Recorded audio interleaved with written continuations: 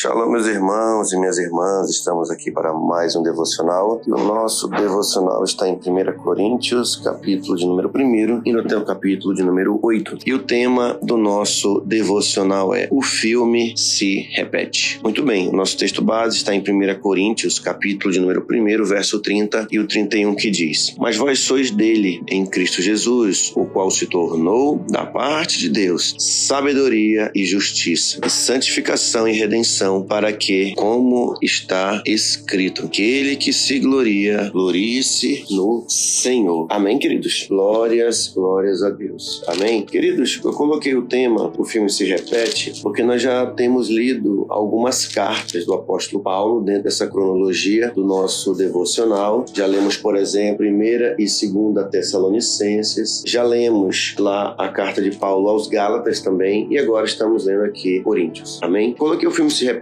como eu disse, porque vez ou outra alguns problemas eles vão se repetir, alguns bem parecidos, outros de forma indireta vão se repetir praticamente em todas as suas cartas, e assim também no Novo Testamento. E esses problemas também que nós vamos ver aqui, que está acontecendo em Coríntios, aqui mais especificamente falando sobre Coríntios, eles também se repetem, e se repetiram e se repetem até hoje, se repetiram na história da igreja e se repetem até hoje na vida da igreja, por algo muito simples de explicar, porque o ser humano ele é carne ainda, embora ele tenha nascido de novo, né? Eu tô falando dos problemas na igreja, eu quero dizer, tá? Que vão ser mencionados aqui. Ele é carne, ainda tem uma natureza carnal que, quando ele não vigia, ela domina. Amém? Vou repetir para você. Quando o ser humano não vigia, a sua natureza terrena, ela domina, e a espiritual, ela é subjugada pelo carnal. Então, eu vou citar aqui para vocês alguns problemas que estavam acontecendo na igreja, né, aos Coríntios, e nós vamos comentar um pouquinho aqui. Um detalhe também interessante de se notar é que no final dos versículos de cada capítulo, Paulo, ele traz uma máxima, quase em todos eles, né? Traz uma máxima de alguns problemas que estão acontecendo, e ele vai desenvolvendo o assunto para indicar a solução, trazendo exortação, e no final dos versículos de cada capítulo, ele traz uma máxima sobre aquele problema que está acontecendo ali, ok? Pois bem, então, vamos meditar aqui um pouquinho. Esse áudio aqui,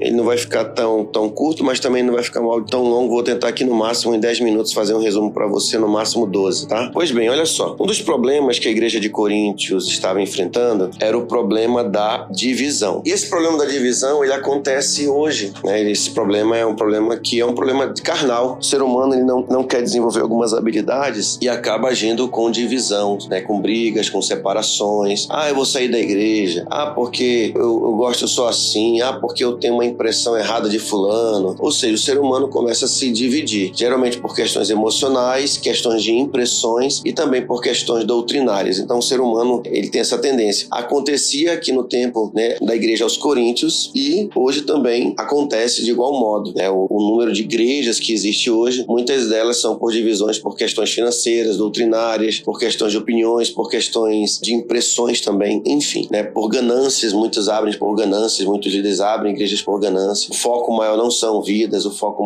são outras coisas, mas não cabe a nós julgar. Deus, ele é o juiz de todas as coisas. Eu estou comentando aqui que a gente sabe que isso existe. A gente também não vai ser aqui ingênuo de dizer que isso aí não existe. Que existe, né? Sabe que existe. Pois bem, então Paulo dá aqui algum remédio para todos nós, irmãos, tomarmos quando os problemas na igreja acontecem. É justamente isso. Aquele que se glorie-se no Senhor. Amém? Ou seja, quando eu assumo, queridos, a minha posição em Cristo e sei que em Cristo qual é o propósito do reino, eu começo a pensar nos problemas que acontecem na igreja através da paz que existe em Cristo, a igreja não vai existir problemas assim. Vai ser quase que zerado, ainda que eu diga assim, problemas de relacionamento. Vai ser praticamente zerado. Por quê? Porque, por exemplo, se alguém está se dividindo, eu vou chegar lá, vou acabar com essa divisão. De que forma? Promovendo o amor. Não, irmãos, vamos orar, vamos parar com isso, vamos nos perdoar. Ou seja, eu vou ser alguém que promove a paz. Então, essa é a regra de que Paulo vai dizer aqui para os Coríntios e para todos nós, que essa é a regra que deve existir em nós, o mesmo sentimento que houve em Cristo Jesus. Ou seja, ainda que eu fique irritado, né, e queira muitas vezes partir para briga, para confusão, eu coloco essa regra na frente de tudo. Então, a partir disso não vai haver confusão, nem intriga. Ainda que, por exemplo, nas coisas mais simples, num louvor, por exemplo, no ministério de louvor, cada um vai respeitar o tempo de cada um no sentido de escolher uma música, todo mundo respeitar suas opiniões, sem vaidades, né? No altar, por exemplo, não vai haver disputas por posições, né? Por exemplo, não existe problema, né? Um pastor lavar um banheiro,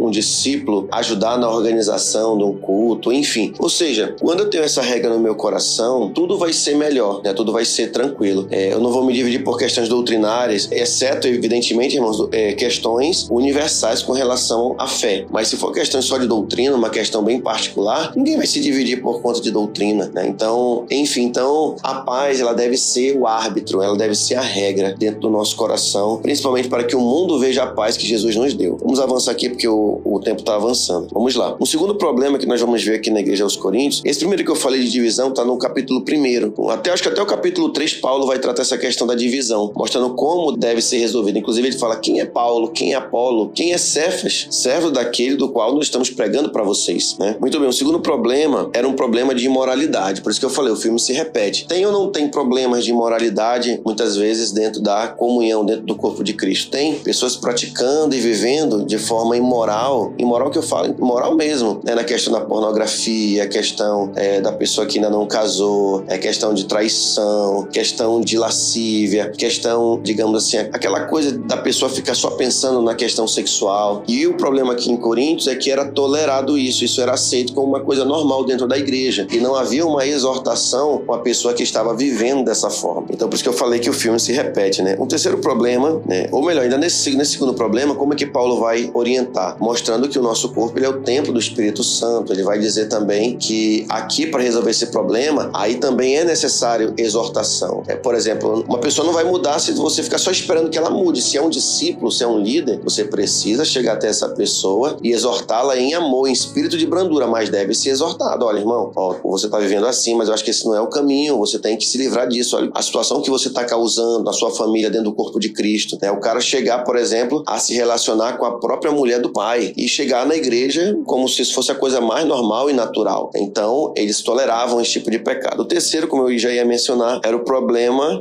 isso aqui é interessante. Era o problema que era o seguinte, acho que aqui é no capítulo 5, acho que é no capítulo 5 ou 6 que Paulo fala sobre isso, que era o seguinte, havia um disputa entre os irmãos, deixa eu ver se é o capítulo 5 mesmo, não, é o capítulo 6 mesmo, sobre o litígio entre os irmãos. Olha só, havia um problema entre eles, seja qual for o problema, emprestou dinheiro, não pagou, sei lá, pegou alguma coisa do irmão, enfim, aconteceu um problema entre os irmãos, e eles iam para os tribunais para resolver os problemas entre eles, e Paulo falou, olha, só o fato de ter disputa, briga entre vocês, isso já é vergonha. O que vocês têm que fazer? Vocês têm que, com o coração, em amor, em paz, resolver o problema de vocês, sabe? Irmãos, é vergonha, realmente, uma questão que poderia ser resolvida dentro da igreja, no sentido assim, de relacionamento entre irmãos, uma situação simples, estava indo para os tribunais para serem resolvidas. Claro, irmãos, que a gente sabe que tem situações que podem acontecer de modo grave, que infelizmente vai ter que partir para a justiça. A gente sabe disso. Porém, o apóstolo Paulo está nos dizendo sobre questões que poderiam ser resolvidas. Com certeza, quando vai para uma justiça para resolver, já gera desconforto, já gera inimizade entre os irmãos de uma forma muito grande. E Paulo fala, olha, só o fato de existir isso entre vocês já é vergonha, não precisava tudo isso. Então, esse é um outro problema, e hoje não acontece isso no meio da igreja? Acontece. Um quarto problema aqui, queridos, era os problemas da fornicação, também que é mencionado aí no capítulo 6, né? Os problemas de uma vida imoral, né? E Paulo vai falar assim, olha, ele vai dizer quem fica fora do reino, né? Os efeminados, que andam na prostituição, os roubadores, né? Os que levam uma vida de forma imoral. Ele diz que tais eram vocês antes, mas hoje vocês foram lavados, né? Mas tinha alguns que estavam voltando, e Paulo está dizendo, olha, vocês foram, mas vocês não podem mais voltar para isso, vocês têm que viver agora na nova vida e na nova vocação que Cristo Jesus vos deu. Um quinto problema era o problema da ceia, que você vai perceber no decorrer, acho que lá do capítulo 11, 1 Coríntios, aquela questão de que eles faziam acepção, se separavam, cada um trazia a sua comidinha ali, fazia os seus banquetes, formavam um grupinho, e na verdade, aquela harmonia, aquele amor, aquela alegria de cada um arrumar a ceia, cooperar com o jantar, não existia. Existia disputa, por exemplo,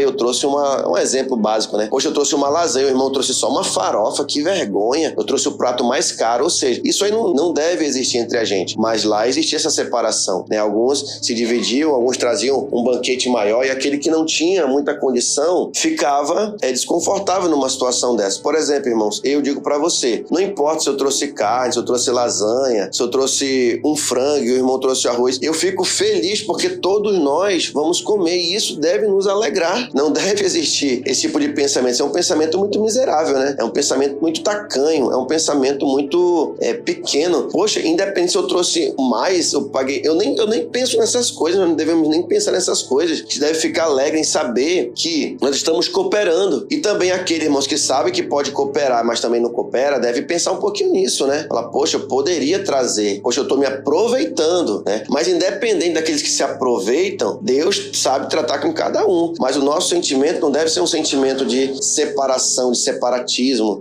um sentimento de disputa, até na hora de comer, né? Pelo amor de Deus, né? Isso é muito triste, né? Um sexto problema que nós vamos ver aqui, queridos, deixa eu ver aqui, é que havia alguns problemas, né? Que Paulo vai mencionar lá em 1 Coríntios capítulo 12 e o capítulo 14, amém? Que é o problema da desorganização no culto. Tinha aqueles que profetizavam na hora que a palavra estava sendo pregada, ou seja, havia uma desordem. Paulo vai organizar. Paulo vai falar também sobre o maior de todos os dons, né, irmãos? O maior de todos os dons é o amor. E essa deve ser a regra. Se nós nos amamos uns aos outros, realmente, a gente não vai ficar fazendo disputa, brigando e se separando. Quando vai ter uma programação, a gente se une para que tudo dê certo. Por exemplo, o Qualicamp, ninguém vai entrar em disputa porque tá levando mais pessoas. Claro que eu quero levar o máximo que eu puder, com toda certeza. Mas eu não vou ficar disputando com ninguém ou com uma outra igreja para dizer que a gente tá levando mais, tá pagando a mais, né? A gente não vai entrar nessas disputas. E porque nós estamos em um só objetivo, nós estamos ligados pelo amor. Quem não ama tá dividido. Só quem não ama que se divide. Por exemplo, um relacionamento acaba, seja na amizade, porque o amor acabou entre as partes ali, ou pelo menos em uma das partes, né? Porque não basta um só amar. Basta sim, né? Porque você tá fazendo bem,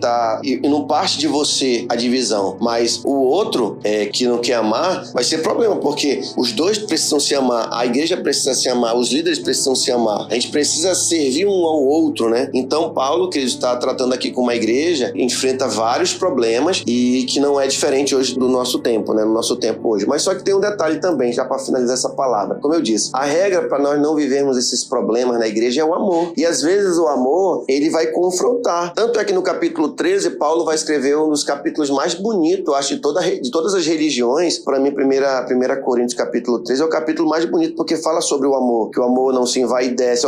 Tudo ali no capítulo 13, Paulo está dizendo, olha, isso aqui que é amor. Se vocês viverem dessa forma aqui, vocês não vão ter problema, porque lá diz que o amor, ele não se envaidece, o amor, ele não quer as coisas só para si, o amor não divide, ele junta, o amor não se ensoberbece, o amor não cria disputa. Isso que é o amor que Paulo está falando. Não é só uma palavra vaga que não tem sentido. Paulo fala, se vocês estão se amando, vocês não vão ter disputa entre vocês. Vocês vão cooperar, vocês vão respeitar o espaço um do outro, vocês vão ser sensíveis, vocês vão cooperar, vocês vão ofertar, vocês vão ceiar. Independente de quem trouxe mais ou menos, todo mundo vai comer junto aqui, vai ser uma alegria. Paulo vai dizer que quando tem amor, vocês não vão ter dúvidas sobre Cristo, porque existia também uma outra doutrina lá, que era que Cristo não havia ressuscitado, ou seja, alguns estavam voltando às dúvidas das suas antigas religiões, que ressurreição não existia. Então Paulo, com grande amor, também está confrontando, está exortando eles em amor. Amém, queridos? Então deixa essa palavra, que o filme se repete, ele pode se repetir o filme, mas se eu e você seguirmos o padrão que é o amor, tudo vai dar bem na nossa vida. O amor que Paulo está nos ensinando em 1 Coríntios capítulo 13, que aí eu leio aqui só um trechinho para a gente finalizar aqui, no capítulo 13, ele vai dizer,